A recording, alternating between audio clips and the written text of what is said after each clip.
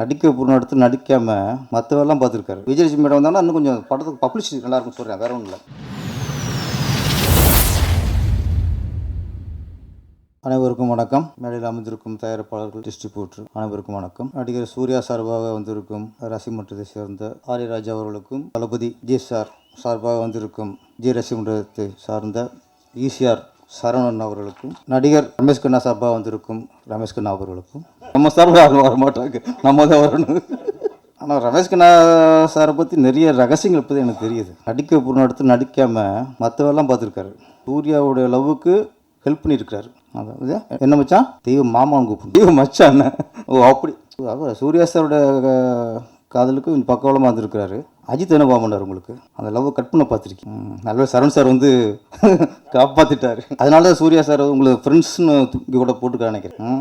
Surya sir Vijay sir நடித்த படம் first நேருக்கு நேர். ஆனால் அதில் ஃபுல்லாக எதிர்முகமாக இருப்பாங்க. டெஸ் வரைக்கும் ரெண்டு பேருக்கும் மோதல் தான், எளிமையாகவே இருப்பாங்க. ஃப்ரெண்ட்ஸில் நல்ல ஒரு நண்பர்கள், இணைபடியாக நண்பர்கள். ஃப்ரெண்ட்ஸ் வந்து நீங்கள் சொன்னீங்க ஸ்கூல் படிக்கும்போது பார்த்தேன்ட்டு. நான் காலேஜ் படிக்கும்போது பார்த்தேன். எதுக்கு சொன்னால், நான் காலேஜ் படித்தேன்னு தெரியணும்ல. அதுக்காக நம்ம படித்தாலும் ஒத்துக்க மாட்டாங்க. இந்த மாதிரி நேரத்தில் பதிவு பண்ணிக்கிறோம். காலேஜ் ஒரு ஃபஸ்ட் இயர் தான், அப்போ விரட்டி விட்டாங்க. படங்களில் எந்த படம் சொன்னாலும் கதை ஞாபகத்துக்கு வரும். காவிற்கு மரியாதை இருக்கட்டும், பூவை உனக்காக இருக்கட்டும், துல்லாத மனம் துல்லாக இருக்கட்டும், சூர்யா சாருக்கு நந்தாவாக இருக்கட்டும், எல்லாம் ஒரு ஒரு டைட்டில் சொல்லும்போது நமக்கு டக்குன்னு கதை தான் ஞாபகத்துக்கு வரும். ஃப்ரெண்ட்ஸ் படத்தில் தான் கதை ஞாபகத்துக்கு வராது, காமெடி தான் ஞாபகத்துக்கு வரும். அந்தளவுக்கு முழுக்க முழுக்க காமெடி. என்னை பொறுத்த வரைக்கும் சித்திக் சார்லாம் நம்ம ஆக்ஷன் படம் எடுத்து ஈஸியாக எடுத்துடலாம், ஒரு லவ் ஸ்டோரி ஈஸியாக எடுத்துடலாம், முழுக்க முழுக்க சென்டிமெண்ட் எடுத்து மக்கள்லாம் அழ வச்சிடலாம். அதெல்லாம் ஒரு டேரக்டர் ஈஸியாக பண்ணிடலாம். இந்த காமெடி எடுக்கிறதுக்குள்ள ஏன்னா அதில் ரொம்ப டைமிங் முக்கியம். காமெடியில் மட்டும் ஒன்று சொல்லிவிட்டு அடுத்த டைலாக் கொஞ்சம் லேக்கனாலும் காமெடி போயிடும்.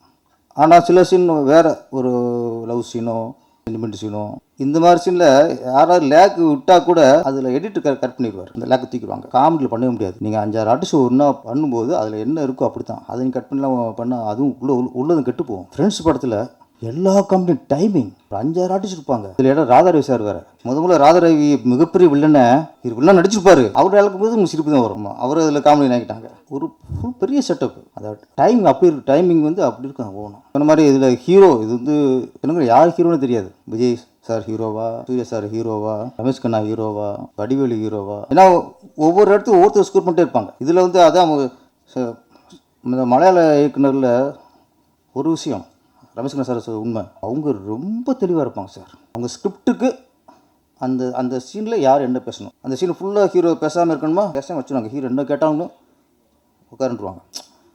எங்களை கூப்பிட்டு வந்து இங்கே என்னத்தை பண்ண போகிறீங்க நீங்கள், நாங்கள் எப்போவும் இங்கே வந்து எதாவது பேசிட்டு போகிறோம். நீங்கள் அவங்கள ஆள் வந்தால் கொஞ்சம் கண்டென்ட் கிடைக்கும், படத்துக்கு இன்னும் கொஞ்சம் பவர் கூடும். தேவயானி மேடத்தை விட விஜயலட்சுமி மேடம் வந்தாங்கன்னா இன்னும் கொஞ்சம் படத்துக்கு பப்ளிசிட்டி நல்லாயிருக்குன்னு சொல்கிறேன், வேற ஒன்றும் இல்லை.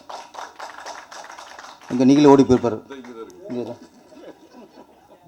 இப்போ தான் யோசிப்பார், பேங்கில் போய் ஒரு வாரம் இருந்து கூப்பிட்டு வந்துருக்கலாமே. நெருங்க பயப்படுறார், வேற ஒன்றும் இல்லை. விஜய் சார் வந்து நான் வந்து திருப்பாச்சி போட்ட நேரத்தில் அவர் பெரிய ஆக்ஷன் வர மாட்டார். இப்போ அதுக்கு முன்னாடி திருமலை வந்துருச்சு, கில்லி வந்துருச்சு, பெரிய ஆக்ஷன் ஹீரோ மாறிட்டார். நான் ஃபஸ்ட்டு கதை சொல்லும்போது அந்த ஆடு வெட்டுற சீன் இருக்குல்ல, மாலையை போட்டு தண்ணியில் ஊற்றுவாங்கல்ல, அந்த சீனை பற்றி நான் ஃபஸ்ட்டு கதை சொல்லும்போது அந்த அவர் கட்டி வச்சு மாலையை போட்டு தண்ணி ஊற்றுறது விஜய் சார் இல்லை, பெஞ்சமின் தான். நான் காமெடியன், அவரை கட்டி வச்சு இது மாலையை போட்டு தண்ணியை ஊற்றி என்னெல்லாம் பண்ணலாம். ஃபஸ்ட்டு சொல்லி கதை ஓகே ஆயிடுச்சு. அப்புறம் திருப்பி ஃபுல்லாக ரெடி பண்ணிட்டு செகண்ட் டைம் ஷூட்டிங் போகிறதுக்கு முன்னாடி திருப்பி ஒரு கதை சொல்லிடுவோம் அப்படின்னு திரும்ப கதை சொல்கிறேன். அப்போவும் இந்த பஞ்சம்னு வச்சு சொல்லிட்டேன். கதை ஃபுல்லாக கேட்டார், ஓகே விட்டார். நீங்கள் சொன்ன மாதிரியே எடுத்துட்டிங்கன்னா படம் ஹிட்டு அப்படின்னார். ஒரு இக்கு வைப்பாங்கள்ல, கதை நல்லா இருக்குன்னு சொல்ல, கதை நல்லாயிருக்கு, நீங்கள் சொன்ன மாதிரி எடுத்துகிட்டு ஹிட்டு. அப்புறம் ஒரு சின்ன அப்படியே தயக்கத்தோடு கேட்டார் சின்ன செக்ஷன், என்ன சார் அப்படின்னேன். அந்த ஆடு வெட்டுற சீனில் பெஞ்சமினுக்கு பதிலாக அப்போ பெஞ்சமின் அந்த காமெடிக்கு பதிலாக அதை நானே பண்ணிடலாமா அப்படின்னாரு.